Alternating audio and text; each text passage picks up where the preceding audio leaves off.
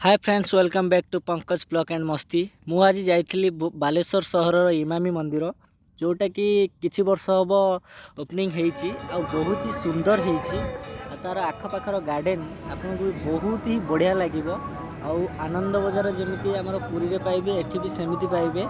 आउ बारटा ठीक 12टा बेले आनंद बजार खुली जाऊँगी। आप भी जाइए खाई मजा नहीं पारे। आनंद बजार रे जो खाइबाटा भी बहुत ही बढ़िया टेस्टी आ बहुत ही बढ़िया होता है। मंदिर प्रसाद माने तो जानी बहुत ही भल ही होइथिबो। तो आपण माने भी जाइए टेस्ट करंतु आ खांतु, बहुत ही भल लगे।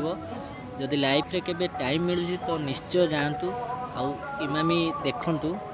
आ जगन्नाथ को तो देखिले समस्तकर लोभ बढ़ी जाए। आउरी किसी समय देखी मते भी सेमती लगिला कि आउरी कि बहुत टाइम रहीकिना ये स्पेंड करके जीवी, किंतु मु जेहेतु काम जाइली तो मुझे जल्दी जल्दी खाली पड़े आइली।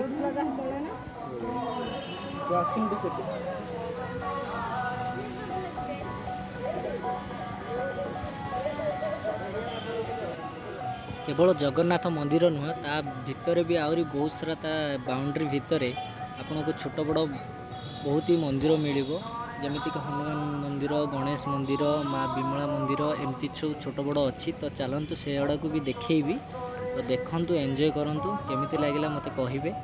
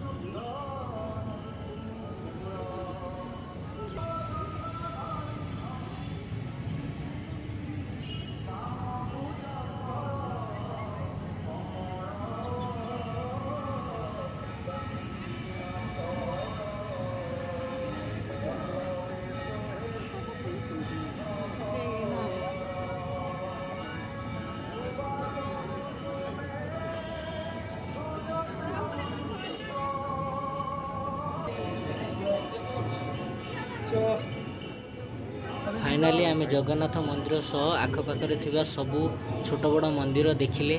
मते तो बहुत ही भल लगिला। जदि आपण मानकु भल लगी थाए ताले लाइक, कमेंट, शेयर निश्चय करंतु। आ मते निश्चय कमेंट रे कहिबे कि आपण मानकु केमिति लागिला देखि। आ सियोर जदि केबे टाइम मिलछि आपण जान। जय जगन्नाथ।